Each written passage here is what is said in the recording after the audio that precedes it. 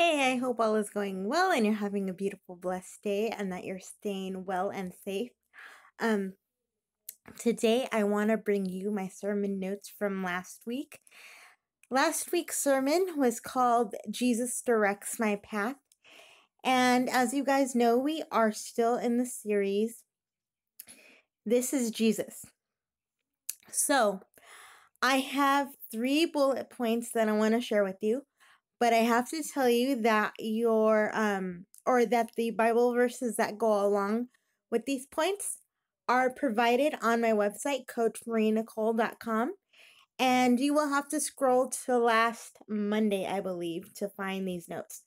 But just look for Jesus Directs My Path. So our first point that we need to know is Jesus directs my path when I seek his direction in every decision.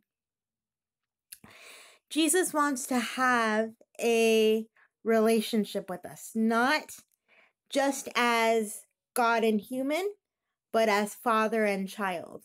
He wants us to be so intimate with him that we tell him everything. Think of your best friend that you tell everything to, but times 1,000. He wants us to be so intimate with him that we feel that we could come to him for any and every decision.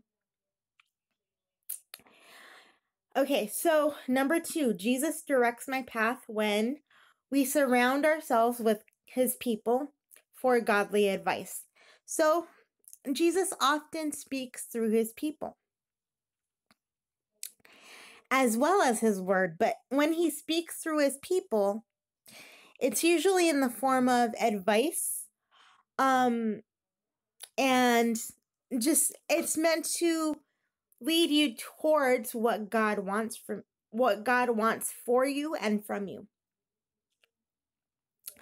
So if say you want to be in a relationship where the person is not good for you because they treat you wrong, or they might believe something that is outside of the Bible,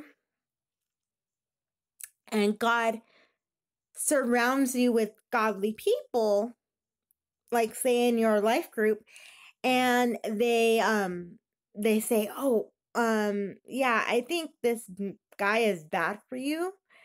You should take that with the measure of, is this opinion or is this what God is really telling me? And then go to the Bible and see if God has something to say about that.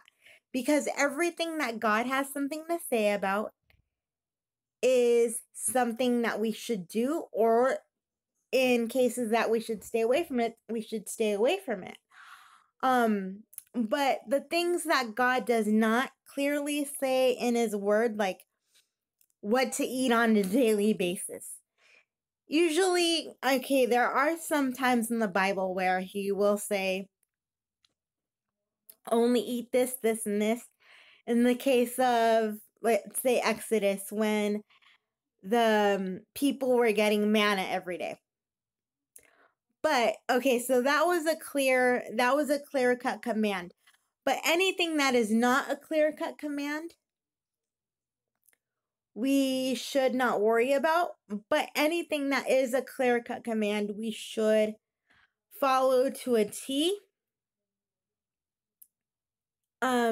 with Jesus's help. Okay, so that's number 2.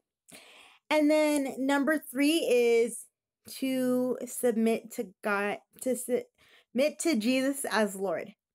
Make him Lord of your life over every single area of your life. And you are promised to live a prosperous life that will give you a hope in a future. Submitting to Jesus it's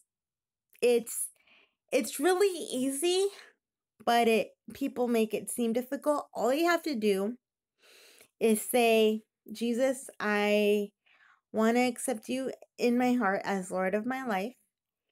And I want you to control every area of my life because, Lord, I can't do it anymore. I never was able to do it. And I want you to come into my life and I want you to change it. So, you guys, I guarantee you that if you prayed that prayer, that Jesus is now Lord of your life and that he will take you on an adventure that that is going to be so awesome. He did not promise that life was going to be easy. As you guys know, we are living in times right now that are not very easy. But it is going to be worth it because life with Jesus is always worth it. So, I hope that this finds you well. I hope that you're safe and that you just find that you're in a place in your life where you are finding peace and hope. And if you're not, I pray that you